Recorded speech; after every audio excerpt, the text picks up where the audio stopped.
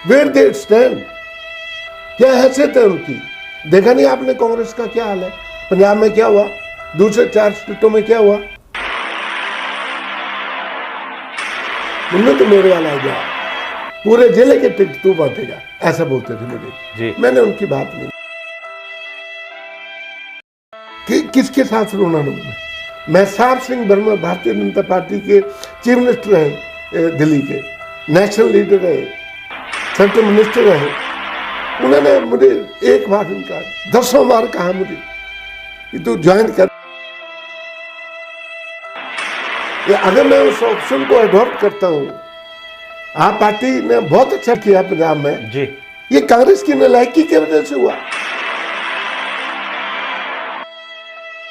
फिर हमारे district president है, क्या है वो, व्हाट इज ही, बीसीसी का वाइस प्रेसिडेंट रहा, ढाबे में खाना खाते थे हमारे क्रिकेट प्लेयर, डींगा मारते हैं ना। मैं दावे से लिख कर देता हूँ, ब्लड से लिख कर देता हूँ आपको कि यहाँ के विधायक एक आदमी खरीद करके खड़ा कर रहे हैं कि मंजीत सिंह डोगरा ने मुझे फलानी तारीख को टेलीफोन किया और ये कहा कि कांग्रेस को वोट नहीं डालना है या दूसरे को वोट डालना है। नमस्कार, बहुत बहुत स्वागत आप सभी का जीवन उत्साह न्यूज के इस खास कार्यक्रम में। और आज मैं आपको लेकर चल रहा हूं बड़सर विधानसभा के एक बहुत ही महत्वपूर्ण और एक खास विषय की तरफ। लेकिन इससे पहले आप सभी को होली की बहुत बहुत शुभकामनाएं। और जिस चर्चा पर आज मैं लेकर चल रहा हूं वो चर्चा जुड़ी है बड़सर विधानसभा के एक बहुत ही बड़े चेहरे, पूर्व में 2 बार विधायक रहे मनजीत सिंह डोगरा जी से। आप तो जानते ही हैं मनजीत सिंह डोगरा जी अपने समय में दबंग नेताओं में गिने जाते थे, कांग्रेस के वफादार सिपाही रहे हैं। लेकिन उसके बावजूद भी उनको कांग्रेस में जो सम्मान मिलना चाहिए था वो नहीं मिल पाया। क्या उसके कारण रहे, क्या विषय रहे, क्या उनकी जिंदगी का सच है, सभी विषय को मैं आपके बीच में लेकर चलूंगा। लेकिन इस कार्यक्रम को हम 2 हिस्सों में प्रेजेंट करेंगे, जिसमें पहले हिस्से में हम आपकी बात कराएंगे मनजीत सिंह डोगरा जी की, जहां पर वो मुख्यमंत्री श्री जयराम जी के दौरे को लेकर उनकी क्या प्रतिक्रिया है, और जो मुख्यमंत्री श्री जयराम ठाकुर जी ने कर्मचारियों को पेंशन को लेकर अभी 2 दिन पहले स्टेटमेंट दिया है कि अगर कर्मचारियों को पेंशन चाहिए तो वो चुनाव लड़कर आए। तो इन दोनों विषयों पर उनसे हम बात करेंगे और जानेंगे उनकी प्रतिक्रिया कि आखिर उनका इस स्टेटमेंट को लेकर क्या मानना है। तो चलिए आपकी बात कराते हैं मनजीत सिंह डोगरा जी और जानते हैं उनसे इस विषय पर विस्तार से। डोगरा साहब, बहुत बहुत स्वागत एक बार फिर से जीवन उत्साह न्यूज के न्यूज रूम में। और सबसे पहले तो होली की बहुत बहुत शुभकामनाएं आपको। Thank you, और बड़ा लंबा तजुर्बा आपका रहा है राजनीति में, लेकिन उस तजुर्बे का आज कहीं ना कहीं जो एक सिला मिलना चाहिए जनता को वो नहीं मिल पाता है, ये एक अलग विषय है। विषय अब ये है कि मुख्यमंत्री जी बड़सर के अंततः दौरे पर आ गए, जो अटकलें चल रही थी उन सब को विराम लगाया और अब बड़सर के दौरे पर भी आए और यहां पर काफी घोषणाएं भी की। तो पहले तो मैं बात करूंगा उन घोषणाओं को लेकर, आपका क्या मानना है कि बड़सर की जनता कितनी सेटिस्फाइड उन घोषणाओं से हुई होगी? देखिए, सबसे पहले तो रमेश जी, आपको और पूरे बड़सर चुनाव क्षेत्र के लोगों को सभी को मेरी तरफ से होली की शुभकामनाएं। जी सर, बधाई होली के लिए। दूसरा, आपने मुझे बुलाया, यहाँ टेलीफोन किया, आपने मुझे बुलाया, इसके लिए आपका बहुत बहुत शुक्रिया। जी सर, धन्यवाद। पर मैं आपसे, मेरा गिला है आपसे जी कि जब कभी मुझे बुलाते हैं तो आप बड़े कंट्रोवर्शियल प्रश्न। हाँ जी बिल्कुल, हम आपको रखना ही उसमें चाहते हैं, क्योंकि बहुत ही कंट्रोवर्शियल से प्रश्न मेरे से पूछते हैं जी, जिसका जवाब जो लोग सत्ता में भागीदारी हो, जिन्होंने सत्ता का एंजॉय किया हो, जो हो, उनसे पूछना चाहिए। पर चलो, आपने पूछा तो मैं जो सूक्ष्म सा है उसको मैं बताऊंगा। एक तो सबसे पहले तो माननीय मुख्यमंत्री ठाकुर जयराम जी का मैं शुक्रिया अदा करूंगा, उनका आभार प्रकट करूंगा कि देर आए दुरुस्त आए जी। सुबह का भूला शाम को घर वापस आ गया तो भूला नहीं कहते, भूला नहीं कहते जी। ठीक। आखिरकार 4.5 साल के बीच में उन्होंने बड़सर में अपने कदम रखे, उन्होंने यहाँ का दौरा रखा, इसके लिए उनका बहुत बहुत शुक्रिया। एक दूसरा, आपने पूछा कि उन्होंने घोषणा की। मैं समझता हूँ कि एक घोषणा जो है, एक वो सबसे महत्वपूर्ण घोषणा एक है, अगर वो इम्प्लीमेंट हो जाती है तो जी, वो है भोटा की जो पीएचसी है उसको अपग्रेड किया उन्होंने सीएचसी में। जी, इसके लिए उनका मैं आभार व्यक्त करूंगा जी, शुक्रिया अदा करूंगा और दिल से करूंगा, जी, क्योंकि मैं ऐसा पॉलिटिशियन नहीं हूं कि मैं मुंह में मेरे कुछ है, दिल में कुछ है, जुबान में कुछ है, वो मेरी आदत नहीं है। जी, मैंने भी उनको चिट्ठी लिखी थी भ्रमण के लिए। जी। मैंने बिजड़ के आयुर्वेदा हॉस्पिटल के हाँ, लिए बिल्कुल लिखी थी भ्रमण के आपने। लिए लिखा था, बिल्कुल लिखा था। पर उसका जवाब तो नहीं आया, लेकिन 2 बार उन्होंने पोस्टपोन कर दिया, फिर तीसरी बार मुख्यमंत्री आ ही गए तो जवाब अपने आप ही आ गया उसका। तो उसके लिए उनका बहुत शुक्रिया। उन्होंने उसका उद्घाटन कर दिया, लोगों को समर्पित कर दिया हॉस्पिटल से। बहुत सारी लोगों की जो कठिनाइयाँ थी और स्पेशली आयुर्वेदा के जो डॉक्टर्स थे, लोग थे, उनको सबको सुविधा उससे मिलेगी। इसके लिए उनका बहुत बहुत शुक्रिया। बाकी जो घोषणाएं उन्होंने की हैं उनमें एक के ऊपर, बाकी तो नहीं करूँगा, लेकिन एक जग जाहिर है कि वीरभद्र सिंह जी ने शुक्र खड्ड के ऊपर बिटवीन जिनैन एंड अपना पपरोल, इसके बीच में शुक्र खड्ड के ऊपर पुल का फाउंडेशन रखा था और पुल बन भी गया जी, तैयार भी हो गया, बन भी गया। 2-2.5 साल से वो पुल चला हुआ है, चल रहा है। अब उसका फाउंडेशन स्टोन वीरभद्र सिंह जी ने रखा, पैसा उन्होंने दिया, विधायक हमारे जो अभी वर्तमान है उन्होंने उसमें एफर्ट्स किए, उसको लगाया और पुल बनकर कंप्लीट हो गया। उसका आज जो उद्घाटन पट्टिका जो लगाई वहाँ पर, क्या उस इलाके के जितने भी 4-5 पंचायतों के लोग हैं वो नहीं जानते हैं कि पुल का बना है जी। तो ये आंख में धूल डालने वाली बात है। डोगरा साहब, ये तो आपने बात कर दी कि मुख्यमंत्री जी ने अपनी, लेकिन एक अभी ओपीएस को लेकर बहुत बड़ा मुद्दा चला हुआ। मैं पहले आपको इस बात का धन्यवाद देना चाहूंगा कि कई बार आपने भी ओपीएस को लेकर चर्चा की और कई बार आपने इस पक्ष में हमेशा बात की, हालांकि आप राजनीतिक रूप से उतने सक्रिय नहीं थे।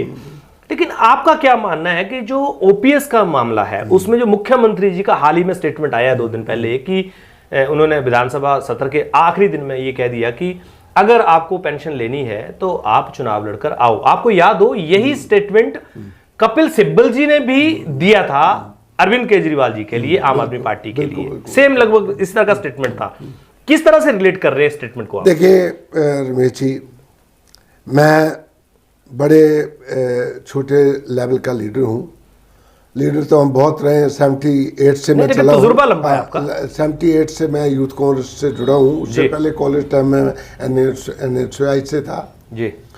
दुर्भाग्य मेरा एक है कि मेरे पर कांग्रेस पार्टी ने बैन कर दिया और उन लोगों के पास कांग्रेस पार्टी दे दी जो कुछ नहीं है। तो मैं इसमें इतना जरूर कहूँगा कि किसी भी सरकार का जो एम्प्लॉई है वो most important part of the government है जी। उसके बिना सरकार नहीं चल सकती। और ये ठीक है कि ओल्ड पेंशन स्कीम को बंद किया गया, वो भी उस टाइम के क्या हालात थे, कैसे थे। अटल बिहारी वाजपेयी जी उस टाइम पर प्रधानमंत्री थे, उन्होंने लागू कर दिया, हमारे स्टेट में लागू हो गया। लेकिन आज का जो वातावरण है, आज के जो हालात हैं, उसके हिसाब से ओल्ड पेंशन स्कीम एम्प्लॉयज को मिलना चाहिए, वो स्कीम लागू होना चाहिए जी। और जहाँ तक मुख्यमंत्री जी की इस टिप्पणी का ऊपर सवाल है, वो तो मैं इतना कहूँगा कि आई डोंट थिंक कि किसी पॉलिटिशियन को ऐसी गैर जिम्मेवाराना बात करना चाहिए, अमर्यादित बात करना चाहिए, गैर जिम्मेवाराना बात करना चाहिए। ये मुख्यमंत्री को शोभा नहीं देता है।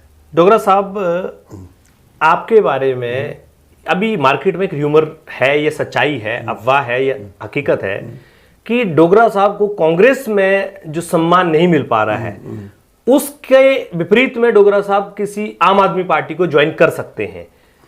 क्या इस पर आपका पहले प्रतिक्रिया बताइए। देखिए रमेश जी, कांग्रेस में सम्मान मिले ना मिले जी, मैं कांग्रेस विचारधारा का आदमी हूं, मैं कहीं नहीं गया। हाँ, इंडिपेंडेंट चुनाव मैंने जरूर लड़े जी, वो मेरा राइट था। बिल्कुल।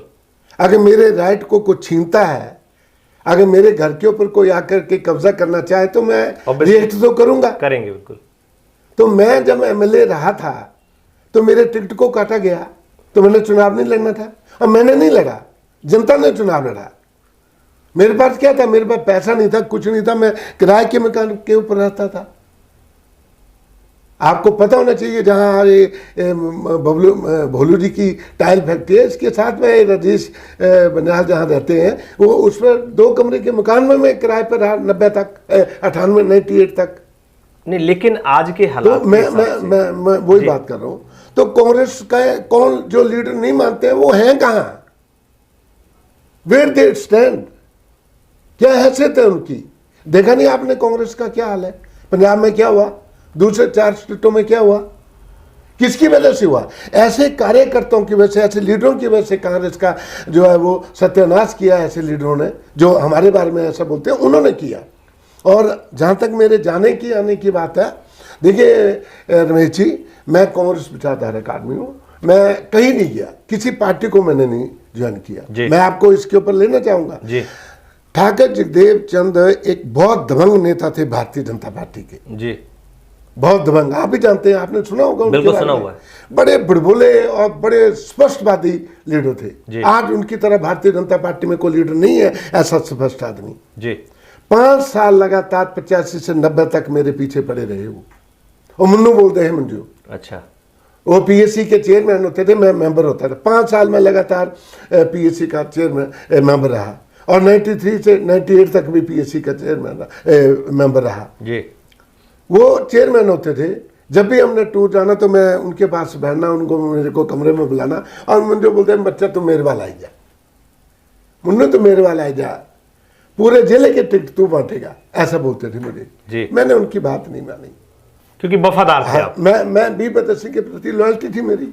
आज मैं किसको बताऊं? लेकिन मैं एक मिनट में मैं किसको बताऊं कि किसके साथ रोना रो?